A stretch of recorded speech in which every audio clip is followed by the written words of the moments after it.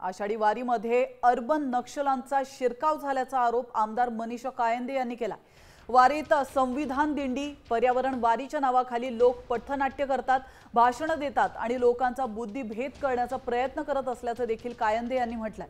हा गंभीर प्रकार असून वेळीच यांना रोखण्यात यावं अशी मागणी देखील कायंदे यांनी केली आहे। तर योग्य ती कारवाई करण्यात येईल असं आश्वासन उपमुख्यमंत्री एकनाथ शिंदे यांनी दिलं। या वैष्णवांच्या मेळाव्यात अनेक दिवसांपासून देवाला न मानणारे नास्तिक संघटना यांचा शिरकाव झालेला आहे आणि अतिशय गंभीर बाब आहे।